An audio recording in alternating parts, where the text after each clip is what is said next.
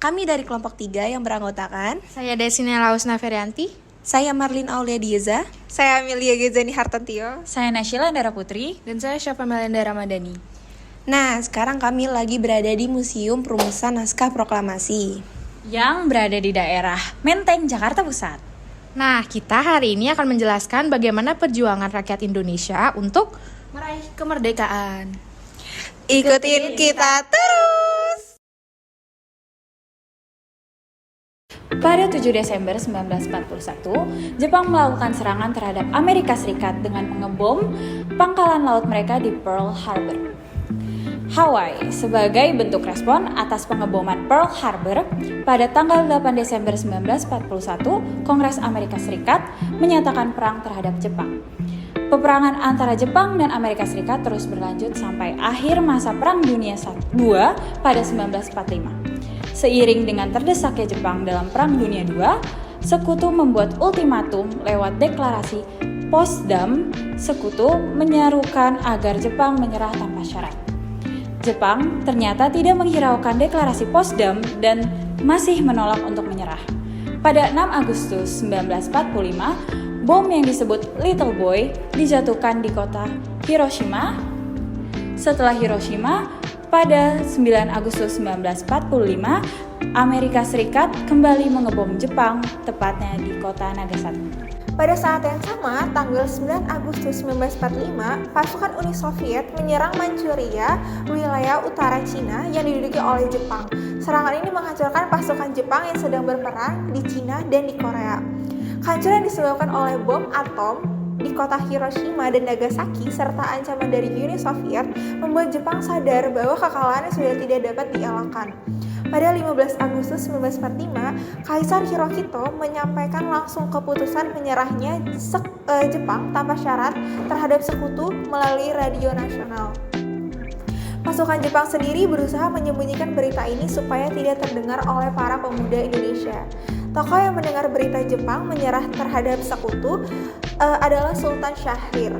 Begitu Syahrir mendengar berita tersebut, ia segera menindaklanjuti dengan mengajak para pejuang golongan muda untuk mendesak Soekarno agar segera memproklamasikan kemerdekaan Indonesia.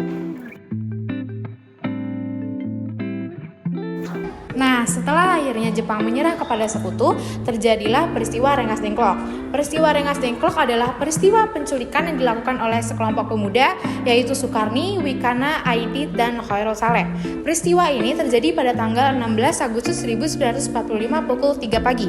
Soekarno dan Hatta dibawa ke Rengas Dengklok, Karawang, untuk kemudian didesak agar mempercepat proklamasi kemerdekaan Republik Indonesia. Sampai dengan terjadinya kesepakatan antara golongan tua yang diwakili oleh Soekarno dan Hatta serta Ahmad Subarjo dengan golongan muda tentang kapan proklamasi akan dilaksanakan, terutama setelah Jepang mengalami kekalahan dalam Perang Pasifik. Untuk peristiwa pembacaan teks proklamasi dilaksanakan pada hari Jumat 17 Agustus 1945 yang dibacakan langsung oleh Proklamator Indonesia atau Presiden pertama Indonesia, yaitu Bapak Insinyur Soekarno dan didampingi oleh Bapak Dr. Andes Muhammad Hatta yang bertepatan di Jalan Pegangsaan Timur nomor 56 Jakarta Pusat. Nah, berikut ini adalah rumah di mana naskah proklamasi dibacakan.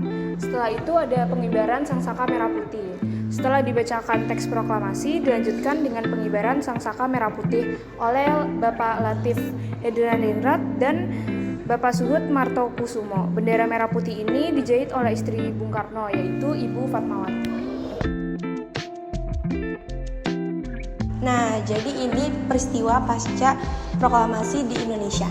Yang pertama, ada pertempuran 5 hari di Semarang pada tanggal 15 Oktober 1945. Pemberontakan masyarakat Indonesia terhadap Jepang selama 5 hari karena Jepang ingin meracuni warga di Candi. Yang kedua, ada insiden bendera, itu pertempuran di Surabaya pada tanggal 27 Oktober 1945. Perbaikan warna biru di bendera Belanda itu berada di Hotel Yamato karena pemuda-pemudi Indonesia geram dengan Belanda.